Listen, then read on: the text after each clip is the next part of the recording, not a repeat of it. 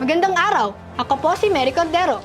Ako naman po si Lyra Manga. Ako naman po si Princess Suarez at ito ang Action Balita! Sa ulo ng mga balita, pataas ng pataas. Temperatura sa Pilipinas umaabot na sa 47 degrees Celsius ayon sa Pag-asa. Tuklasin, mga kamanghamanghang mga estruktura sa Pilipinas. Tutukan, mga nagagandahang obra maestra ng mga national artists ipapakita. Ating alamin, mga likas na yaman at taglay ng Pilipinas, iisa-isahin. Tayo'y lumibot, mga kultura ng iba't ibang bansa, ating alamin. Makisaya, Pinoy Henyo Asian Country Edition magbibigay aliw sa atin.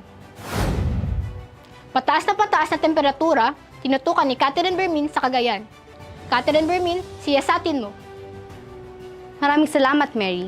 Tama ka dyan. Umabot na nga sa 47 degrees Celsius ang pinakamainit na panahon dito sa Cagayan. At ito ang reaksyon ng ating mga kababayan. Naku, sobrang init. Nakakaubos na ako ng isang timbang tubig. Sa paliligo po ba ito? Hindi, ininom ko kada oras.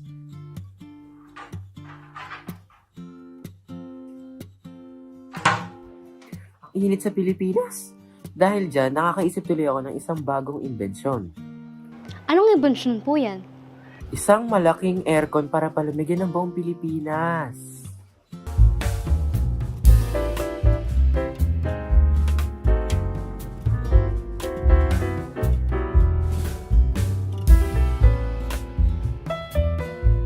It's so hot in the Philippines, kaya naman everyday I put on sunscreen para di naman ma-sunburn ang aking skin.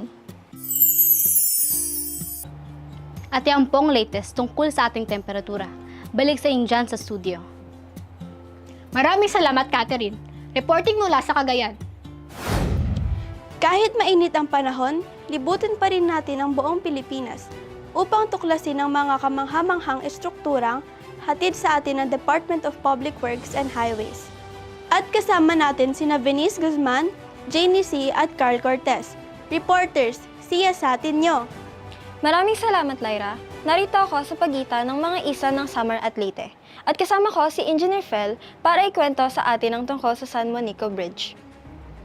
Ang San Juanico Bridge ay itinuring noon na pinakamahabang tulay sa Pilipinas. Ang tulay na ito ay bahagi ng Pan-Philippine Highway na bumabagtas mula Samar hanggang Leyte, patawid sa San Juanico Strait.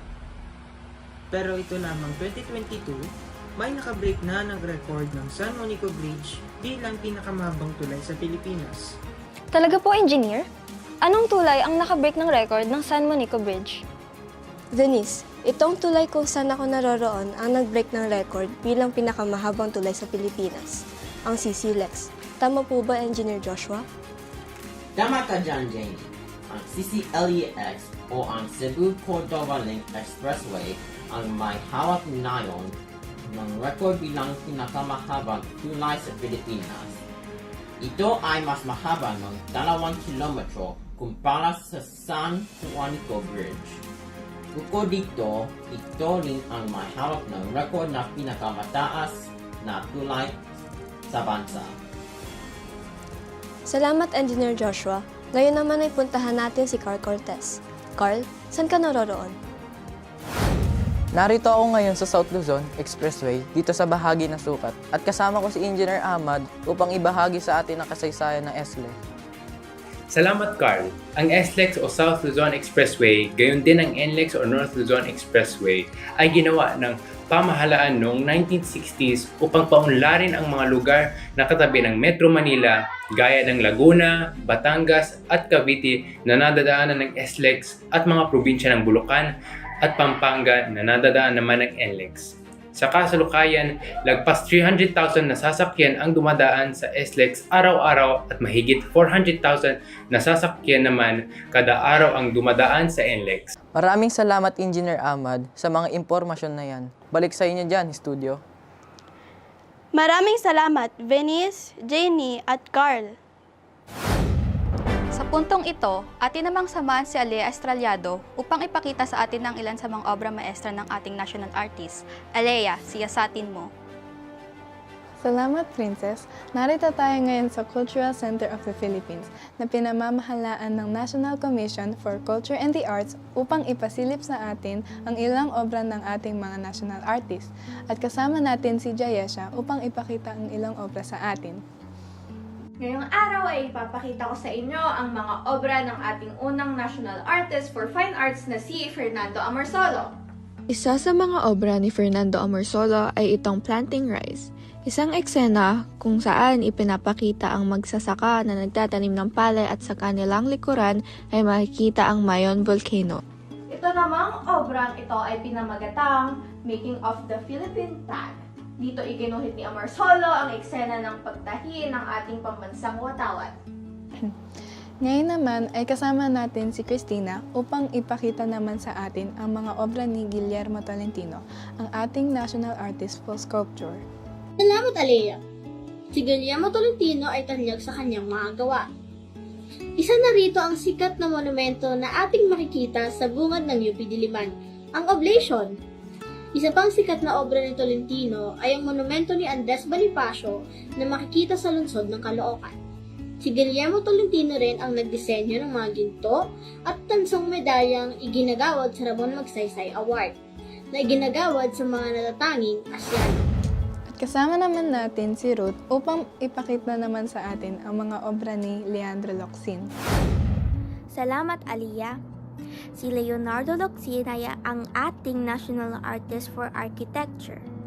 Isa sa mga tanyag ng obra ni Locsin ay itong mismong gusali ng Cultural Center of the Philippines na kanyang dinisensyo noong 1960s.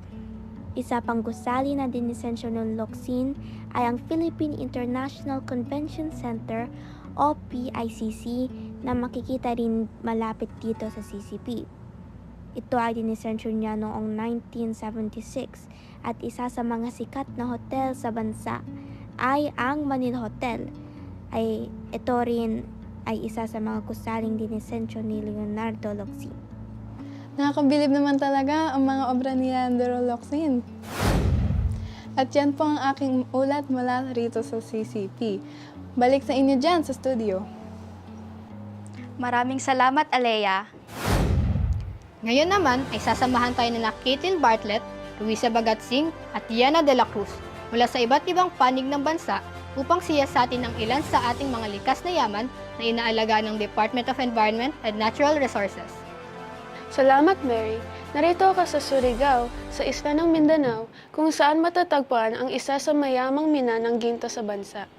Ang Pilipinas ay itinuturing na 24th largest producer ng ginto sa buong mundo noong 2022. Bukod sa Surigao, mayaman din sa ginto ang Baguio sa Benguet, Masbate, Paracale sa Bicol, at Masara dito rin sa Mindanao. Narito naman ako, isa ng Palawan kung saan makikita ang isa sa mga producer ng mga perlas sa bansa. Ang Pilipinas ay isa sa mga pinagmumulan ng mga natural na perlas at shell. Ang mga kababayan nating Badyaw ay kilala sa kanilang mga kasanayan sa pagsisid at sa paghahanap ng mga rare na perlas. Kilala din ang Pilipinas bilang mahalagang pinagmumulan ng mga gintong South Sea Pearls. Ginagawa rin ang mga White Sea Pearls at karamihan sa aktibidad ng pagkukulture ng perlas ay matatagpuan sa isla ng Palawan. Narito naman ako sa probinsya ng Zambales upang siyasatin ang sa mahalagang gem na makikita sa ating bansa, ang jade. Bukod sa Zambales, namimina rin ang jade sa Batanes at Palawan. At bukod sa jade, namimina rin ang garnet, opal at tektite sa iba't ibang panig ng Pilipinas. Wow! Napakayaman naman talaga na ating bansa sa mga likas na yaman! Balik sa inyo dyan sa studio! Maraming salamat, Caitlin, Luisa at Diana. Ngayon naman ay dadako tayo sa tanggapan ng Department of Foreign Affairs upang tunghayan ang isang programa ng Cultural Exchange. At sasamahan tayo ni Nathan Go. Nathan, siyasatin mo! Salamat, Lyra. Ngayong araw ay narito tayo sa tanggapan ng DFA upang makita ang Cultural Exchange Program. Isang programa kung saan makikita natin ang kultura ng mga bansang meron tayong diplomatic relationship. Isa sa mga bansa na iyon ay ang Japan at ngayon kasama natin si Gwen. Salamat, Nathan. Ako ay kumakatawan sa konsulado ng Japan. Ang Japan ay isa sa mga bansa na mayaman sa kultura at sining. Isa sa mahalagang ambag ng Japan sa kultura ng mundo ay ang masasarap na ramen. Ang ramen ng Japan ay unang inihain noon pang unang bahagi ng 20th century. At hanggang sa ngayon, ito pa rin ang isa sa mga sikat na pagkain ng Japan. Ngayon naman ay kasama natin si Daniel upang kwentuhan naman tayo ng kultura ng Indonesia. Salamat po, Nathan. Ako po si Daniel Talipig at ako ang kumakatawan sa bansang Indonesia. Ang Indonesia ay isa sa mga bansang malapit sa Pilipinas. Itinuturing din itong pinakamalaking archipelago sa buong mundo. Isa sa mga natatanging kultura ng batik. Isang makulay at mabusingsing uri ng tela na ginagamit ng wax resist technique. Ngayon naman po ay kasama natin si Hyacinth Banafe para ibahagi ang kultura ng China. Salamat, Nathan. Ang China ay may tuturing na isa sa mga bansang may pinakamahabang diplomatic relationship sa Pilipinas. Ito ay nagsimula pa bago pa man dumating ang mga Espanyol sa Pilipinas. At dahil dyan, marami sa mga bahagi ng kultura ng China ay naging bahagi na rin ng ating kultura, gaya ng mga pagkain, pansit, lumpia at mami. Napaka-interesante talagang tuklasin ng iba't ibang kultura ng iba't ibang bansa. Muli ako po si Nathaniel Rego, nag-uulat mula dito sa tanggapan ng DFA. Balik sa inyo dyan sa studio. Maraming salamat, Nathan. Ngayon naman ay sasamahan tayo ni Jermaine de la Serna na nakikisaya sa isang fiesta. Jermaine, siyasatin mo. Magandang araw! Narito po ako ngayon sa Barangay Happy at ngayon po ay may isa tayong palarong magbabayan, ang paborito nating Pinoy Henyo.